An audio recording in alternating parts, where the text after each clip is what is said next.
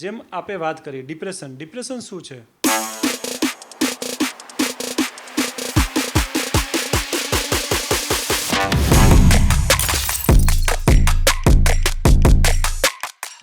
આજના ભાગદોડ ભર્યા અને આધુનિક યુગમાં જ્યાં ભૌતિક સુખ સુવિધાઓ વધી છે ત્યાં એક સાયલેન્ટ કિલર જેવી બીમારી પણ ખૂબ સામાન્ય બની ગઈ છે અને તે છે ડિપ્રેશન.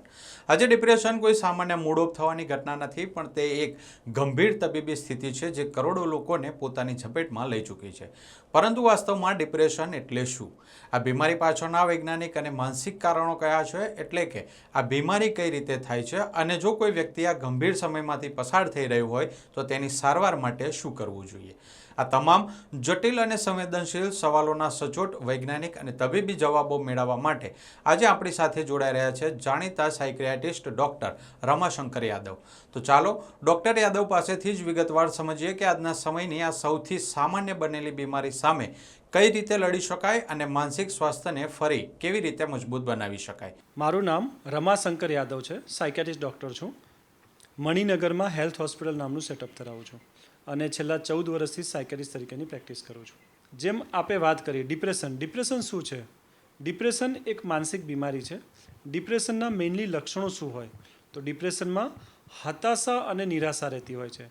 દર્દીને ઘણી વખત એવું થતું હોય છે કે મન નિરાશ રહેવું, બોલવું ના ગમવું, રડવાનું આવવું, ખોટા વિચારો આવવા, ઊંઘ ના આવી, ભૂખ ના લાગવી, ડિસિઝન ના લઈ શકવું, નેગેટિવ વિચારો આવવા, મરવાના વિચારો આવવા, આવા જાતના લક્ષણો થતા હોય છે.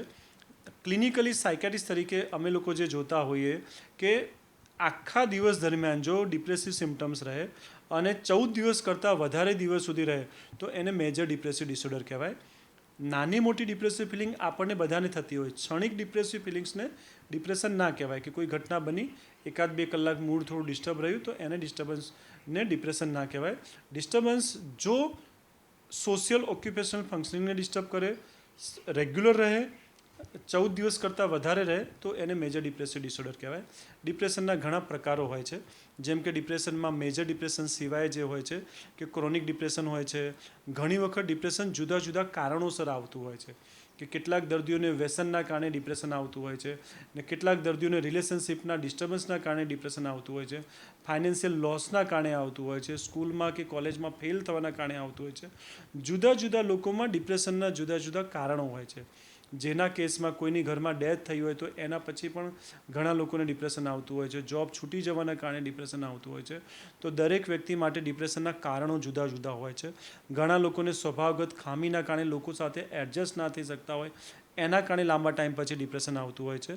તો જે તે વ્યક્તિમાં ડિપ્રેશન જે રીઝનથી આવતું હોય છે, આપણે સૌએ સમજવાની જરૂર એ છે કે ડિપ્રેશનના જે કારણો છે, ડિપ્રેશન માટેની કેટલીક દવાઓ આવે છે. દવા સિવાયના પણ જે રસ્તા છે, જે કારણસર ડિપ્રેશન થયું હોય એની પાછળ ઘણી વખત કાઉન્સલિંગની જરૂર હોય છે, વ્યસન છોડવાની જરૂર હોય છે, મોબાઈલનો દુરુપયોગ, મોબાઈલનો ખોટો યુઝ ઘટાડવાની જરૂર હોય છે. જે કારણોસર ડિપ્રેશન આવતું હોય છે એની પાછળ મહેનત કરવાનું, ધ્યાન દેવાનું, કાઉન્સલિંગ કરવાની, દવા લેવાની જુદી જુદી જે સલાહ હોય છે એ સાયકિયાટ્રિસ્ટ ડૉક્ટર તરીકે અમે લોકો આપતા હોઈએ છીએ. તો ડિપ્રેશનનો જે દર્દી હોય છે તો આ ડિપ્રેશનની બીમારીને એના અંગત જીવન ઉપર શું અસર પડે છે, એના પ્રોફેશનલ જીવન ઉપર શું અસર પડે છે, એ વિશે જણાવો. ડિપ્રેશનમાં અમે લોકો કેટેગરી વાઇઝ જોતા હોય છે. માઇલ્ડ ડિપ્રેશન, મોડરેટ ડિપ્રેશન અને સિવિયર ડિપ્રેશન. ઘણી વખત ડિપ્રેશનના લક્ષણ ટૂંકા ગાળાના હોય અને માઇલ્ડ હોય ત્યારે સોશિયલ સામાજિક જીવન અને ઓક્યુપેશન એટલે કે જોબ અને બિઝનેસમાં જોઈએ એટલો ફરક ઘણીવાર શરૂઆતના દિવસોમાં દેખાતો નથી. પણ જેમ જેમ ડિપ્રેશન વધતો જાય છે, ડિપ્રેશનની સિવિયરિટી વધતો જાય છે, સંબંધોમાં પણ ડિસ્ટર્બ કરાવે છે, એની પર્સનલ લાઈફને, પર્સનલ થિંકિંગને ડિસ્ટર્બ કરાવે છે, એના જોબ અને બિઝનેસમાં ધ્યાન નથી રહેતું, ધીમે ધીમે જોબ પર ના જવું, બિઝનેસ ઉપર ના જવું, ફાઇનાન્શિયલ લોસ થવું, આવા જુદા જુદા સંજોગો ક્રિએટ થતા હોય છે.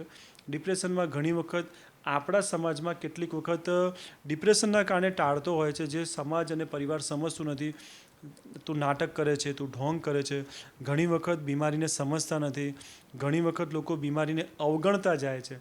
જો શરૂઆતના સ્ટેજમાં ડિપ્રેશનની દવા કરાવવામાં આવે તો રિઝલ્ટ જલ્દી મળતું હોય છે, પણ જો બીમારીને નેગ્લેક્ટ કરવામાં આવે, અવગણવામાં આવે તો લક્ષણો જ્યારે વધી જાય છે, ક્રોનિક થઈ જાય છે, ત્યારે ઘણી વખત સુસાઇડની કોશિશ પણ કરતા હોય છે, સુસાઇડલ થોટ પણ આવતા હોય છે, અને આવા કેસીસમાં ઘણી વખત ડેથનું રિસ્ક પણ હોય છે જો હાર્મફુલ એટેમ્પ સિવિયર હોય તો સામાજિક રીતે નુકસાન જે થાય છે, આર્થિક રીતે જે નુકસાન થાય છે, અને ઘણી વખત સિવિયરિટી વધારે હોય, લાઈફને પણ જોખમ રહે છે. તો ડિપ્રેશનને મારી દ્રષ્ટિએ, ડૉક્ટરની દ્રષ્ટિએ શરૂઆતના લેવલમાં જો ધ્યાન આપવામાં આવે, સમજવામાં આવે કે માણસ કોઈને કોઈ રીઝનથી ડિસ્ટર્બ છે, એની પરિસ્થિતિને સમજીએ, સહકાર આપીએ, સપોર્ટ આપીએ અને ડિપ્રેશનમાંથી બહાર આવવા પાછળ જો ધ્યાન આપવામાં આવે તો વહેલી તકે વ્યક્તિને ડિપ્રેશનમાંથી બહાર લાવી શકાય છે. ડિપ્રેશનનો દર્દી હોય એટલે ડિપ્રેશન તો માનસિક બીમારી છે, તો એની શરીર ઉપર શું અસર થાય છે? ડિપ્રેશનના દર્દીઓમાં સ્વભાવ પ્રમાણે અને બીજી બીમારીની જે કોમોર્બિડિટી હોય એના સાથે જાતના શારીરિક લક્ષણો હોય છે. જેમ કે ડિપ્રેશનમાં ઘણી વખત પોતાના ખોરાકનું ધ્યાન ના આપે, ભૂખનું ધ્યાન ના આપે, તો ઘણી વખત જે છે સરખો ખોરાક ના ખાધો હોય તો વિટામિન ડેફિશિયન્સી હોય, જેના કારણે હાથ પગમાં ખાલી ચડવી, શરીર તૂટવું, પેટમાં દુખવું, સ્ટ્રેસની સાથે સાથે જીઆઈ ડિસ્ટર્બ રહેવું, ભૂખ ના લાગવી અને ઘણી વખત કબજિયાત રહેવું અને માથું દુખવું, આંખો દુખવી, જાતની શારીરિક ફરિયાદો થવી. ડિપ્રેશનની સાથે ઘણી વખત એન્ઝાયટી, બેચેની થવી, ગભરામણ થવી, ધબકારા વધવું, એવા સિમ્ટમ્સ પણ હોય છે. ઘણી વખત બદલતી શારીરિક ફરિયાદો વારંવાર થતી હોય છે જે રિપોર્ટમાં નથી આવતા. તો જાતના શરીરના જુદા જુદા ભાગ સાથે જોડાયેલી શારીરિક ફરિયાદો, એન્ઝાયટી, બેચેની, ગભરામણના લક્ષણો, માથાનો દુખાવો, આંખનો દુખાવો જેવી જાતની શારીરિક ફરિયાદો થતી હોય છે. તમારી પાસે સૌથી વધારે કઈ ઉંમરના દર્દીઓ સૌથી વધારે આવે છે?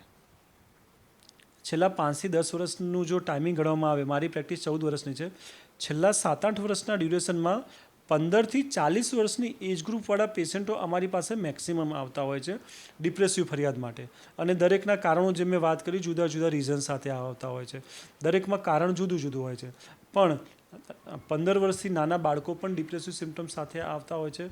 40થી મોટી ઉંમરના પણ લોકો, 70 વર્ષના જે વડીલો હોય છે એ પણ ડિપ્રેશન સાથે આવતા હોય છે.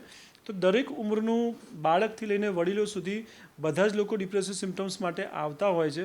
પણ મોટા ભાગના કેસીસ જે છે, વધારે બલ્ક ઓફ કેસીસ જે છે એ અમારી પાસે 15 થી 40 વર્ષના એજ ગ્રુપવાળું વધારે હોય છે. તો આ હતા જાણીતા મનોચિકિત્સક ડૉક્ટર રમાશંકર યાદવ. આ પ્રકારના વધુ વિડીયો સાથે ફરી મળીશું. ત્યાં સુધી જોતા રહો HD ન્યૂઝ.